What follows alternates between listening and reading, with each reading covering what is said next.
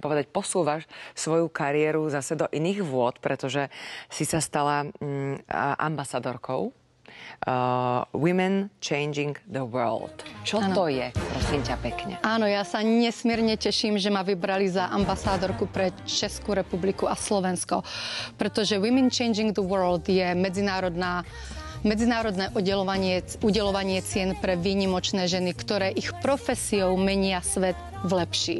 Toto nie je o tom, kto má koľko followerov. Toto nie je o celebritách.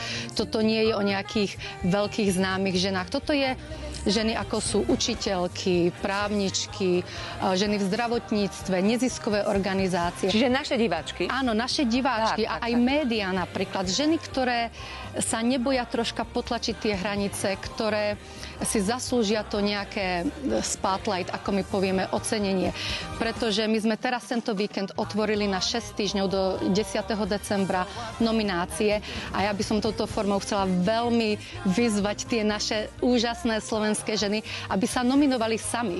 Pretože štatistiky dokazujú, že ženy sa bohužiaľ vo väčšine prípadov podceňujú a muži sa zasa vo väčšine prípadov preceňujú. A my máme radi tých našich mužov, samozrejme, nič proti ním, ale tie ženy potrebujú troška takú pomoc. A my by sme boli veľmi radi, keby tie, čo sa cítia, že robia niečo úžasné, pomáhajú napríklad niekomu, kto je odkázaný na pomoc, alebo treba ženy, ktoré sú handicapované a tak ďalej, aby nečakali na to, že niekto si ich všimne a ocení a potlapká ich.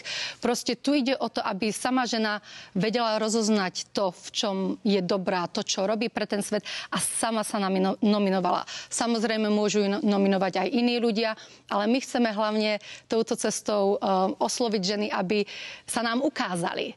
Pretože potom vlastne bude nejaké také semifinále, kde sa vyberú finalistky a to finále bude potom v Prahe 12. februára, kde vybereme víťazku, ktorá bude postupovať do Paríža na globálne ocenenie.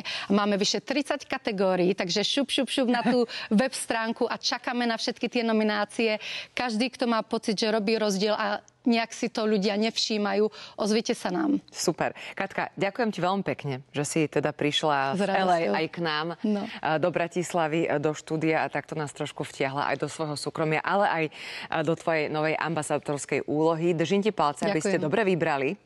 Určite. A teším sa na stretnutie na budúce. Ja tiež. Ďakujem pekne. Majte sa krásne.